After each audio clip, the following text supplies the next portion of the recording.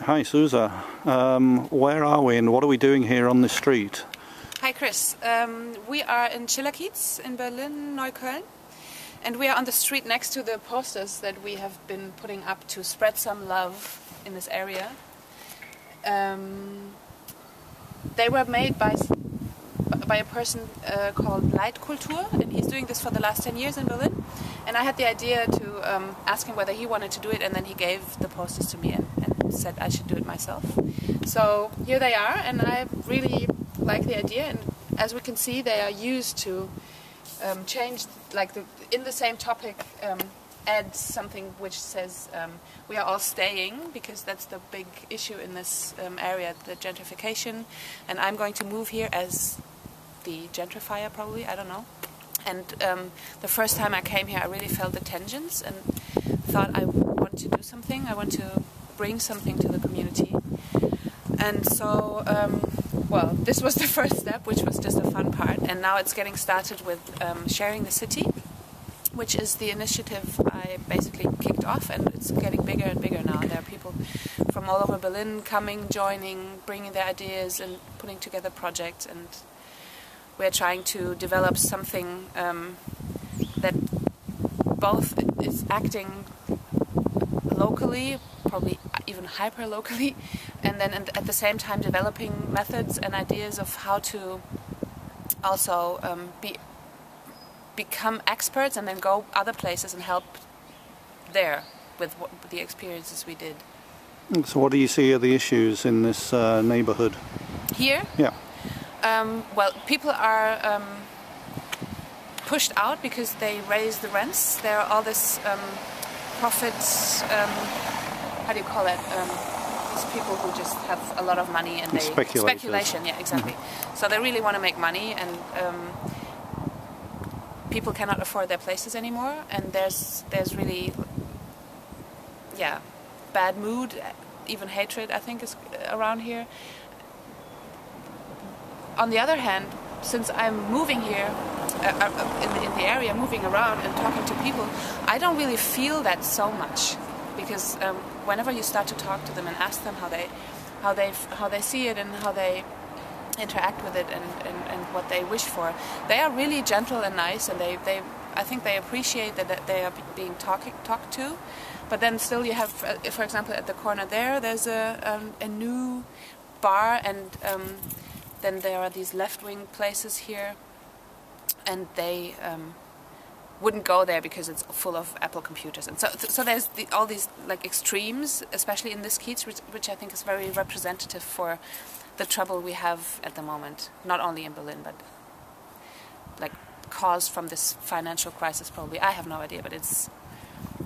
Then we also have a Turkish community here, very big, so there's also all this cultural, religious background and differences and varieties, and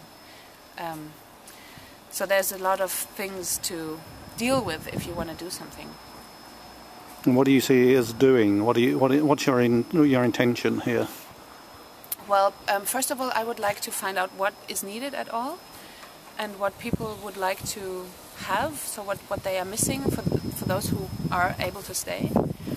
And on the other hand, I have my personal idea of opening a space where I can start it with myself and the skills I have, offer courses and classes, but then also teach the people to teach, so that they enable themselves and can pass it on, and that it's an open space for learning, but also for producing. So I have this kind of social business in mind, where we also have Schillerkiez as kind of a like fair trade, or I don't know what, future social whatever label thing, that people then probably prefer to buy things from than from a big company or something like this.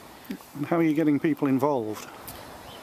Well, we tried to invite them for a soup that we did last Monday at Schiller Palais, which is an art and action space around the corner. And I was running around the Kiez, putting up little posters and flyers and talking to all kinds of people, like in bars and little shops and bakeries, and they were all very interested and really liked the idea. But then only one person showed up, and that person was somebody I really like from the Kiez people, that I called and invited personally. And nobody reacted to the flyers, which is a very good insight. So we decided then, when we sat down with people from initiatives like the supermarket or the Baumhaus in Wedding, and then there's one guy who set up a thing called the Citizen University in London, and he's doing this now in Charlottenburg. So there are different Kiezes in Berlin with people who basically want the same, and so they were all showing up, but then there was only this one guy from the Kiez, and he was not so much into talking anyway. So he ran into me when we set up the posters, and ever since I invite him to come along when we do something. But he also doesn't bring his buddies, so I also ask him, like, bring your friends, and he's like, nothing happens really. So we decided that we have to really approach the people and go out and ask them questions, and also not ask like open questions like what would you need, but rather make suggestions like, would you be interested in an exchange box or a space where you can learn something, so that they really can think about it and answer, instead of finding a need that they probably have never thought of. Do you think the things that you find out, or the things you're doing here, are very specific to this part of Berlin, this neighbourhood, or are they transferable to other places, other situations? I think it's both. So there might be